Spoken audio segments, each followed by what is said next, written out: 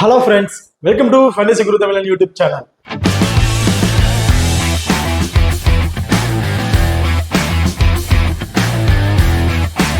நீங்க நம்ம சேனலை சப்ஸ்கிரைப் பண்ணலைன்னா மறக்காம சப்ஸ்கிரைப் பண்ணிக்கங்க. இப்படி பக்கத்துல பெல் ஐகான் டச் பண்ணிட்டு ஆல்னு கொடுங்க.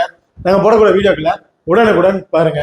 இன்னைக்கு இந்த வீடியோல ஐசிசியோட 11வது T20 வேர்ல்ட் கப் மேட்சை பத்தி தான் பார்க்க போறோம். ஸோ இந்த மேட்ச் யார் யாருக்கு நடக்குது அப்படின்னு பார்த்தோம்னா USA அண்ட் பாகிஸ்தான் இவங்களுக்கு இடையில தாங்க அந்த மேட்ச் வந்து நடக்கிறதுக்கு. ஸோ இந்த பர்டிகுலர் மேட்சோட பிளேயர் ஸ்டாட்ஸ் வீடியோ தான் நம்ம பார்க்க போறோம். அது பிளேயர் என்னென்ன பர்ஃபார்மன்ஸ் பண்ணியிருக்காங்க அந்த வீடியோல, ஹெட்டோட என்ன ரீசெண்ட் ஃபார்ம்ல என்ன எப்படி இருக்கிறாங்க அப்படிங்கிறத தான் டீட்டெயிலாக பார்க்க போறோம். ஸோ இந்த வீடியோவை கடைசி வரையும் ஸ்கிப் பண்ணாம பாருங்க. இந்த மேட்ச் 6ஆம் தேதி ஜூன் வந்து நடக்க இருக்குது. டைமிங் பார்த்தோம்னா இரவு 9 மணிக்கு இந்த மேட்ச் வந்து நடக்க இருக்குதுங்க.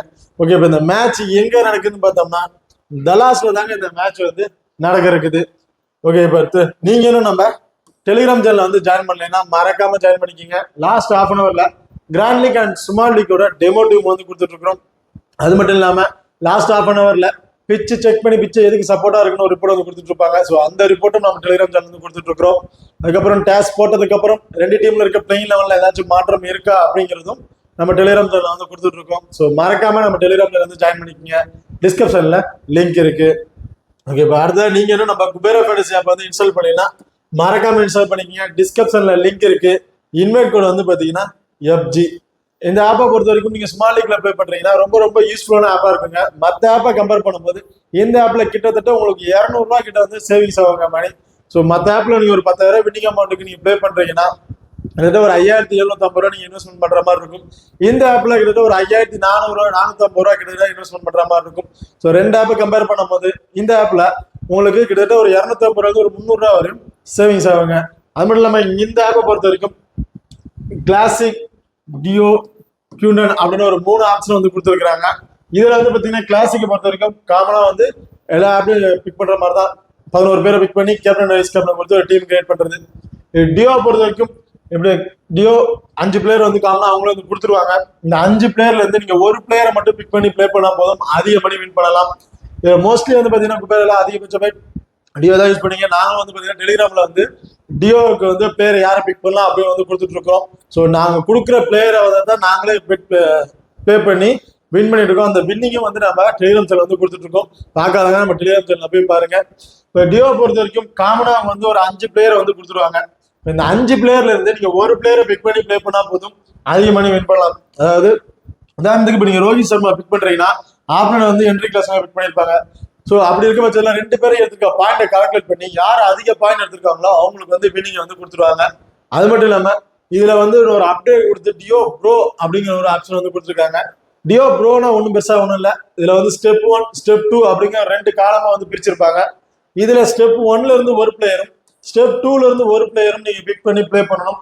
அதே மாதிரி ஆப்னன்ட்ல இருக்கவங்களும் இதே மாதிரி 2 பிளேயரை பிக் பண்ணி பிளே பண்ணுவாங்க. இதுல நீங்க உங்க டீம்ல இருந்து 2 பிளேயர் எடுத்திருக்க பாயிண்டை கால்குலேட் பண்ணி அதே மாதிரி ஆப்னன்ட் டீம்ல இருக்க 2 பிளேயர் எடுத்திருக்க பாயிண்டை கால்குலேட் பண்ணி யார் அதிக பாயிண்ட் எடுத்திருக்காங்களோ அவங்களுக்கு வந்து வின்னிங் எதாவது கொடுத்துருவாங்க. ஸோ மறக்காம நம்ம குபேரா ஃபேண்டசி ஆப் வந்து இன்ஸ்டால் பண்ணிக்கோங்க. டிஸ்கிரிப்ஷன்ல லிங்க் இருக்கு. இன்வைட் கோட் வந்து பாத்தீங்கன்னா FG. இந்த ஆப்பை பொறுத்த வரைக்கும் GST அப்படிங்கிறது ஒன்று கிடையவே கிடையாதுங்க. நீங்க டெபாசிட் பண்ற மணிக்கு வந்து பாத்தீங்கன்னா இவங்க 1 ரூபா கூட வந்து GST அப்படிங்கிறது வந்து பிடிக்கிறதே இல்லை. அது மட்டும் இல்லாம குபேரால வந்து பாத்தீங்கன்னா T20 வேர்ல்ட் கப்புக்கு வந்து பாத்தீங்கன்னா லீட் ரிப்போர்ட் வந்து அறிவிச்சிருக்காங்க, இன்வெஸ்ட்மெண்ட் லீட் ரிப்போர்ட். ஸோ இதுல வந்து இப்போ வின் பண்ற ஃபர்ஸ்ட் பிரைஸ் வந்து பாத்தீங்கன்னா ராயல் என்ஃபீல்டு வந்து கொடுக்குறாங்க. செகண்ட் பிரைஸ் OnePlus 11R வந்து கொடுத்துட்டு இருக்காங்க. தேர்ட் பிரைஸ் வந்து பாத்தீங்கன்னா OnePlus Nord. Fourth prize and fifth prize பார்த்தீங்கன்னா OnePlus Nord வாட்ச் வந்து கொடுக்குறாங்க. அது மட்டும் இல்லாம 6 பிளேயர்ல இருந்து 6 to 1000 பிளேயருக்கு வந்து பாத்தீங்கன்னா கேஷ் ரெக்கார்டு வந்து கொடுத்துட்டு இருக்காங்க. ஸோ மறக்காம நம்ம குபேரா ஃபேன்ஸை இன்ஸ்டால் பண்ணி அதுல வந்து பிளே பண்ணுங்க. நீங்க ஆல்ரெடி பிளே பண்ணியிருந்தாலும் அந்த இது கால்குலேட் பண்ணுவாங்க. நீங்க இன்வெஸ்ட்மெண்ட் பண்ணாவே போதும், நீங்க இன்வெஸ்ட்மெண்ட் பண்ணி பிளே பண்ணாவே போதும், நீங்க வின்னிங் அமௌண்ட் நீங்க எடுத்துக்கலாம்.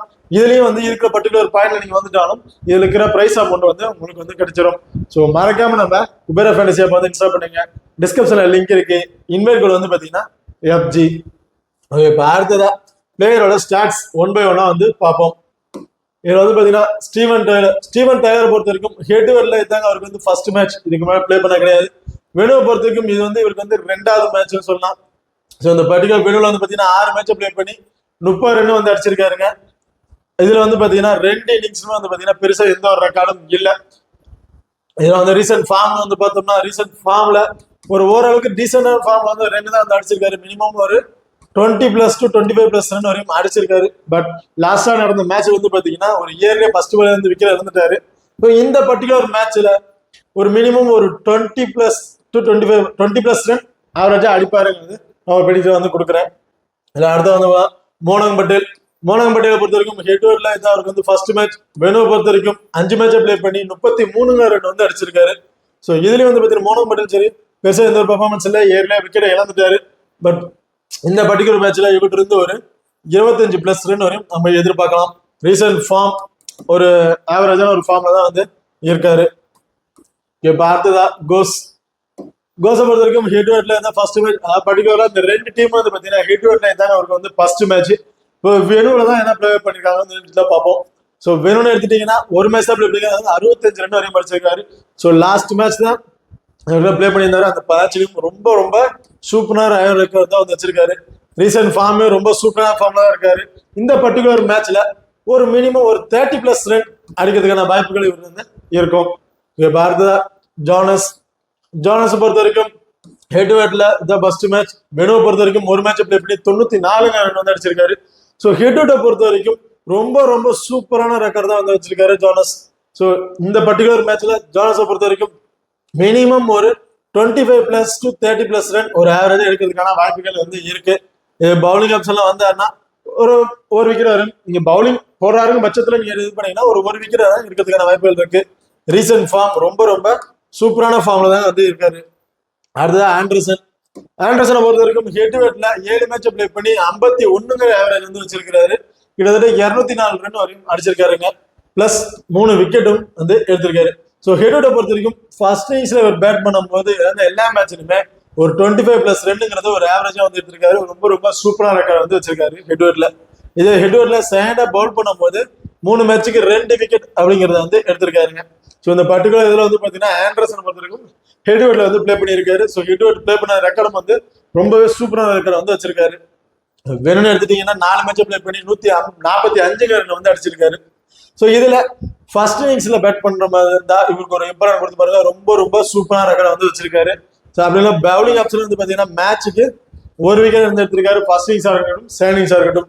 ஸோ இவ்வளவு வந்து பாத்தீங்கன்னா ஒரு இயர்லயே அவன் டாப்பால எல்லா விக்கெட் விழுந்துரும். இவர் வந்து பேட்டிங் ஆர்டருக்கு வருவாரு ஒரு டீம் ட்ரேட் பண்ணீங்கன்னா இவங்களும் ஒரு கேப்டன் வைஸ் கேப்டன் பொறுத்த வரை நீங்க ட்ரை பண்ணி பாருங்க, ரொம்ப யூஸ்ஃபுல்லா இருக்கும். இப்போ பார்த்தா நிதிஷ்குமாரை பொறுத்த வரைக்கும் ஹெட் டு ஹெட் பிளே பண்ண கிடையாது. வெறும் எடுத்துட்டீங்கன்னா 4 மேட்சை பிளே பண்ணி 31 ரன் வந்து அடிச்சிருக்காரு. ஸோ நிதிஷ்குமாரை பொறுத்த வரைக்கும் செகண்ட் இன்னிங்ஸ்ல 3 மேட்சை பிளே பண்ணியிருக்காரு. அந்த 3 மேட்ச்ல ஒரே ஒரு மேட்ச்ல மட்டும் தான் ஒரு 30+ ரன்னுங்கிறது வந்து அடிச்சிருக்காரு. ஸோ வெறும் பொறுத்த வரைக்கும் கொஞ்சம் ஆவரேஜான ரெக்கார்ட் தான் வந்து இருக்கு. ரீசெண்ட் ஃபார்ம் வந்து பாத்தீங்கன்னா பெருசா சொல்லிக்கிற மாதிரி இல்ல. ஒரு 9 மேட்சை பிளே பண்ணியிருக்காருனால 2 மேட்ச்ல மட்டும் தான் ஒரு 30+ ரன்னுங்கிறத வந்து அடிச்சிருக்காரு. பார்த்ததா ஹர்மித் சிங்கை பொறுத்த வரைக்கும் வெனுல 5 மேட்சை பிளே பண்ணி 5 விக்கெட் வரையும் எடுத்திருக்காரு.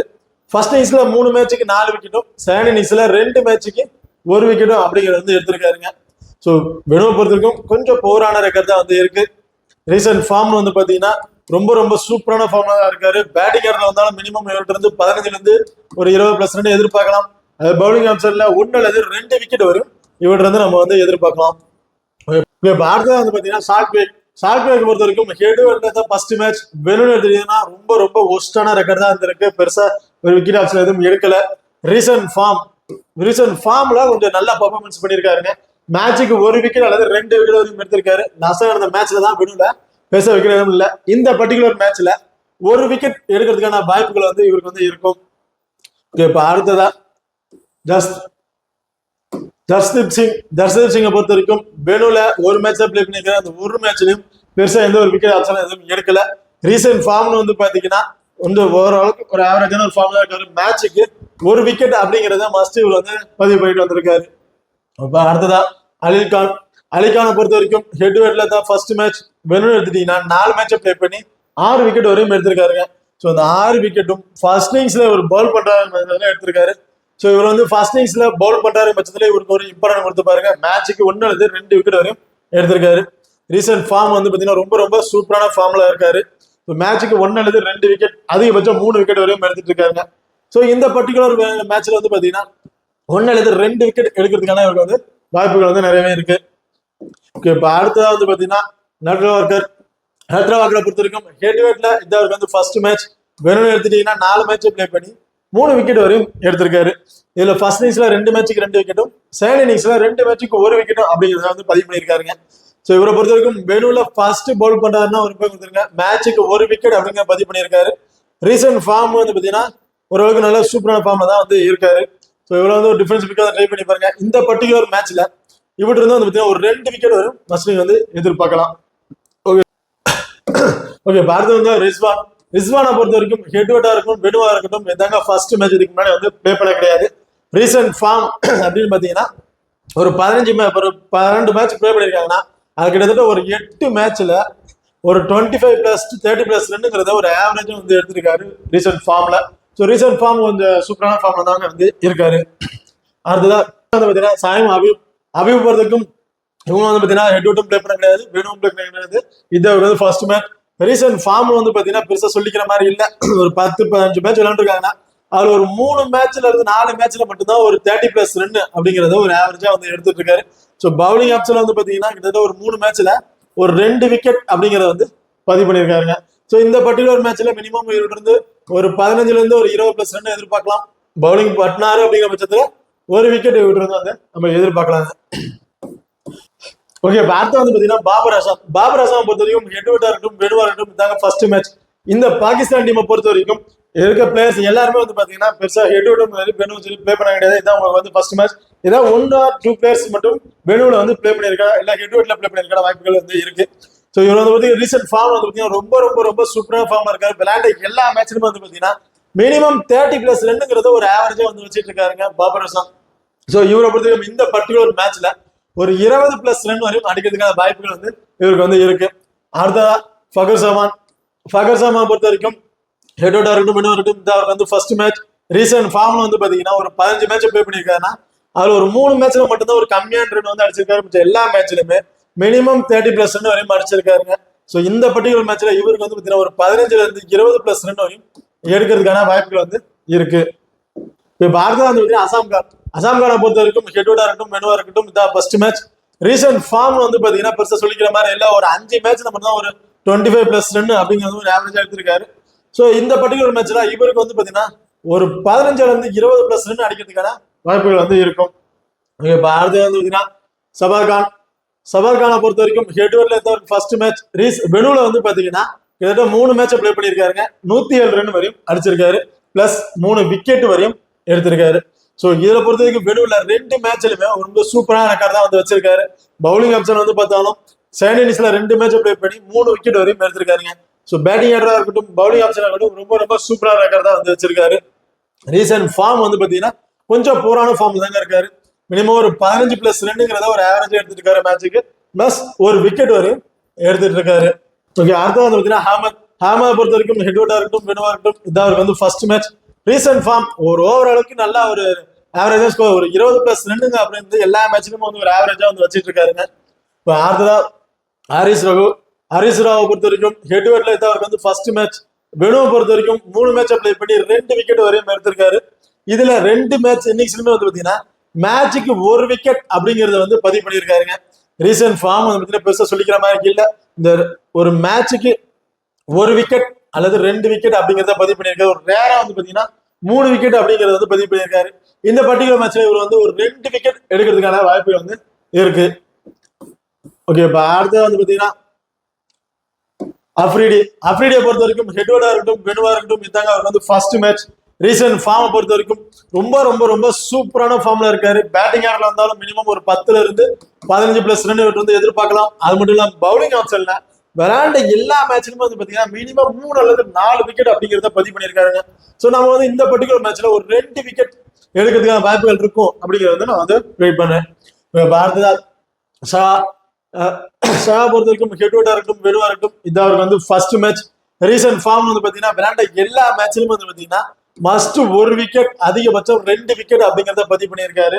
ஸோ ரீசெண்ட் ஃபார்ம்ல ஒரு நாளுக்கு நல்ல ரெக்கார்ட் தாங்க வந்து இருக்கு. ஸோ இந்த பர்டிகுலர் மேட்ச்ல இவர் வந்து நம்ம 1 விக்கெட் வரையும் நம்ம வந்து எதிர்பார்க்கலாம். அடுத்த வந்து பாத்தீங்கன்னா முகமது அமீரை பொறுத்த வரைக்கும் ஹெட் வெட்டா இருக்கட்டும், வெடுவா இருக்கட்டும், இது அவருக்கு வந்து ஃபர்ஸ்ட் மேட்ச். ரீசன் ஃபார்ம்னு பார்த்தோம்னா விளையாண்ட எல்லா மேட்ச்ல கிட்டத்தட்ட ஒரு 10 மேட்ச் விளையாண்டுருக்காருன்னா அதுல ஒரு 2 மேட்ச்ல மட்டும் தான் பெருசா ஒரு விக்கெட் ஆப்ஷன் எதுவும் இல்ல. மற்ற எல்லா மேட்ச்லயுமே 1 அல்லது 2 விக்கெட் அப்படிங்கறது வந்து பதிவு பண்ணியிருக்காருங்க. ஸோ இந்த பர்டிகுலர் மேட்ச்ல முகமது அமீருக்கு வந்து ஒரு விக்கெட் எடுக்கிறதுக்கான வாய்ப்புகள் இருக்கு. இல்ல அதிகபட்சம் பாத்தீங்கன்னா ஒரு 2 விக்கெட் கூட இவர் வந்து எடுக்கிறதுக்கான வாய்ப்புகள் வந்து நிறையவே இருக்கு. ஓகே, இப்ப அடுத்ததான் பிளேயர் பேட்டில் யார் யாருக்கு இருக்கும் அப்படிங்கறத வந்து பார்ப்போம். இது வந்து பாத்தீங்கன்னா ஆண்ட்ரூ கோஸ் வந்து பாத்தீங்கன்னா ஆரி ராஃப் வந்து ஒரு இன்னிங்ஸ் பிளே பண்ணியிருக்காங்க. அந்த ஒரு இன்னிங்ஸ்லயும் வந்து பாத்தீங்கன்னா ஒரு முறை அந்த விக்கெட் வந்து இழந்துட்டாருங்க. அடுத்த வந்து முகமது அமீர்கிட்ட வந்து 2 இன்னிங்ஸ் பிளே பண்ணி ஒரு முறை வந்து விக்கெட் இழந்திருக்காரு. இதுல மோஸ்ட்லி வந்து ஹாரிஸ் ராஃபி இருக்கும் அண்ட் முகமது அமீர் இவங்க 2 பேரும் வந்து ஆண்ட்ரூ கோஸ்க்கு வந்து ஒரு பேட்டில் இருக்க வாய்ப்புகள் வந்து இருக்கு. அடுத்த நிதிஷ்குமார் வந்து எடுத்துக்கிட்டோம்னா சவாஸ் கானுக்கு வந்து பாத்தீங்கன்னா 2 இன்னிங்ஸ்ல ஒரு முறை வந்து விக்கெட் இழந்திருக்காருங்க. 10 பாலுக்கு 7 ரன் வரையும் அடிச்சிருக்காரு. ஓகே, இப்ப அடுத்தது ஆண்டர்சனை பொறுத்த வரைக்கும் முகமது அமீர்கிட்ட வந்து பாத்தீங்கன்னா 3 இன்னிங்ஸ்ல ஒரு முறை வந்து விக்கெட் இழந்திருக்காரு. 24 பாலுக்கு 34 ரன் வரையும் அடிச்சிருக்காருங்க. ஓகே, இப்ப அடுத்தது வந்து captain and vice captain option வந்து பார்ப்போம். இதுல வந்து பார்த்தோம்னா ஸ்மால் லீக்ல நீங்க சேஃபா ட்ரை பண்றாங்க பட்சத்துல பாபர் அசான் அண்ட் ரெஸ்வான் மோகன் பட்டேல் இவங்க 3 பேருக்கு வந்து பாத்தீங்கன்னா கேப்டன் வைஸ் கேப்டன் கொடுத்து ட்ரை பண்ணி பாருங்க. ஸ்மால் லீக்ல நீங்க ட்ரை பண்றாங்க பட்சத்துல அதே வந்து கிறிஸ்கா ட்ரை பண்றாங்க, கிராண்ட் லீக் ட்ரை பண்றாங்க பட்சத்துல Jonas, Anderson, Steven Taylor, Haris Rauf and செகண்ட் அஃப்ரிடி இந்த 5 பேருக்கு வந்து பாத்தீங்கன்னா யாராச்சும் ஒரு 2 பிளேயர் ஒரு கேப்டன் வைஸ் கேப்டன் கொடுத்து ட்ரை பண்ணி பாருங்க. கொஞ்சம் வந்து ஒரு ரிஸ்கான ஆப்ஷன் வந்து இருக்கும். இந்த வீடியோ வந்து உங்களுக்கு பிடிச்சிருக்கும் நம்புறோம். ஸோ இந்த வீடியோ பிடிச்சிருந்தா மறக்காம லைக் பண்ணுங்க, ஷேர் பண்ணுங்க, சப்ஸ்கிரைப் பண்ணுங்க. இந்த வீடியோவை பத்தி ஏதாவது கருத்துக்கள் இருந்தா மறக்காம கமெண்ட் பண்ணுங்க. தேங்க்யூ.